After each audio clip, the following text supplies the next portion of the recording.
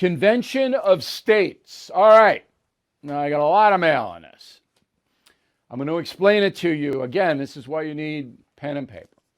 And then we're going to bring in a guy who's running the Convention of States, if it happens. Okay. So, philosophically, founding fathers, all that, a Convention of States allows the individual states to address the growing tyranny in Washington. All right? So we certainly have that. So Article 5 of the U.S. Constitution gives states the power to call a convention of states to propose new amendments to the Constitution. Article 5. All right? It takes 34 states to agree through their state legislatures and governor to participate in a convention of states. Currently, 17 states have agreed. They are Nebraska, Wisconsin, Mississippi, Georgia, Alaska, Florida, Alabama, Tennessee, Indiana, Oklahoma, Louisiana, Arizona, North Dakota, Texas, Missouri, Arkansas, Utah. Now, you don't see any blue states on that list. Okay? You know, Wisconsin, back and forth, but they're basically traditional states. Well, why would the blue states not participate in this? So they need 17 more states to get a convention. Okay? 8 others are considering it, and one house has approved it. So it's getting close, but it still needs more support. Now, what happens if they want to change things like term limits? All right, so we don't have term limits for federal elected officials. I like term limits. I bet you do. So let's get term limits. Well, you would have to get 38 states to ratify the amendment that there should be term limits and then say what they were. 38 states.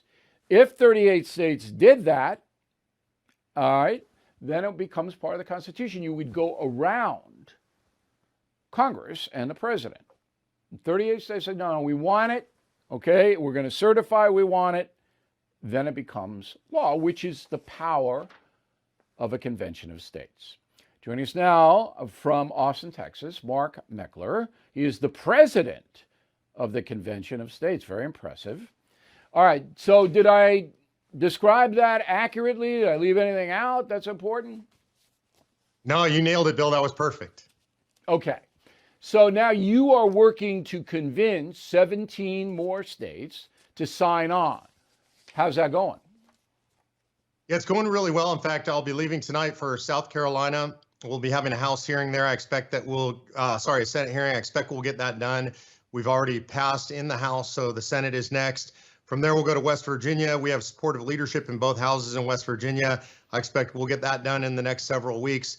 North Carolina has already passed their House, pending in the Senate. I expect we'll get that done when they come back into session in May. Iowa looks very good this year, potentially Ohio and Pennsylvania as well. So we got a lot of states lining up for this session. But it sounds to me like you're 2 years, maybe 3 years away. Yeah, I think that's pretty accurate. All right. So maybe coinciding with the next presidential election, you would have a convention of states. But California is never going to show up. New York won't show up. Illinois won't show up. Massachusetts certainly will not. Some of the New England states like New Hampshire, I think might. Maine. But the states that don't show up, say you get your 34, all right, that means 16 states are sitting it out. That's going to hurt you.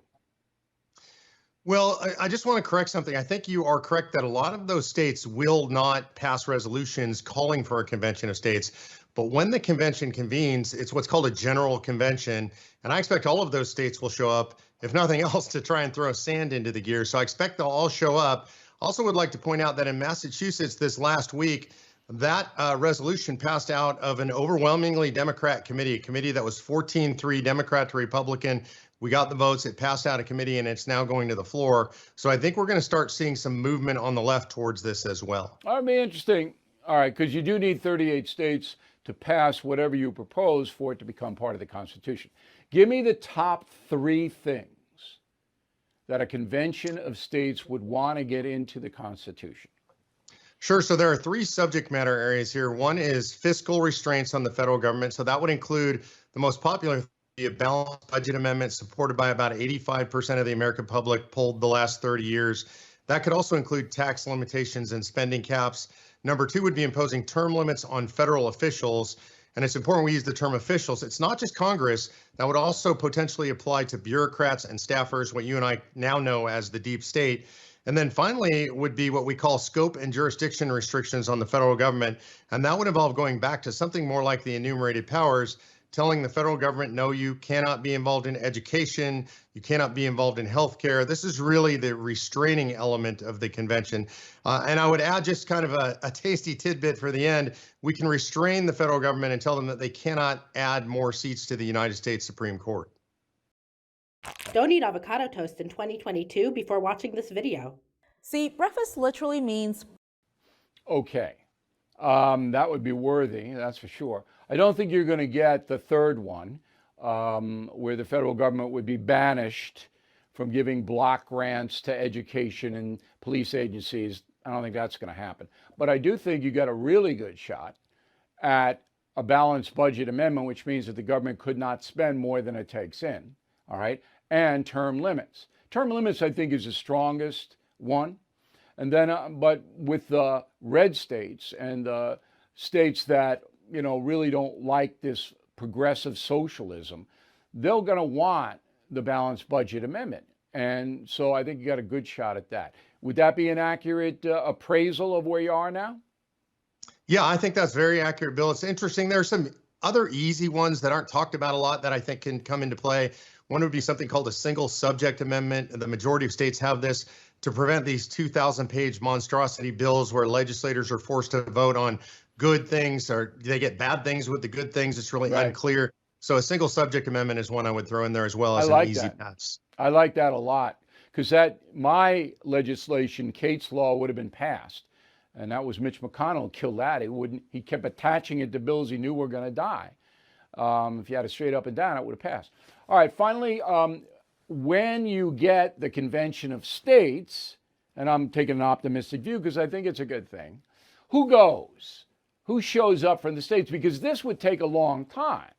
It would almost be like the Continental Congress. You have to get guys and women sitting there for many, many months, correct?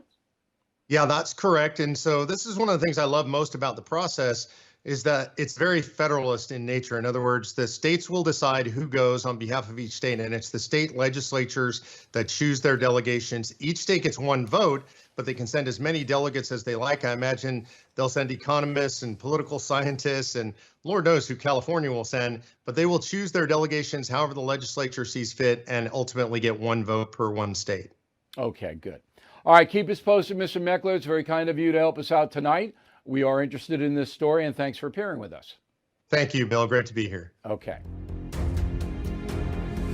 I'm here live in Philadelphia at the Tomb of the Unknown Soldier. When you hear the phrase lives, fortunes, and sacred honor, these are the folks we should think of, those who anonymously gave their lives. Well, today you have a chance to volunteer. You need to volunteer for conventionofstates.com, the movement that's going to save the country. These folks were willing to step up and give everything. We need you to give just a little bit. Go to conventionofstates.com and volunteer today.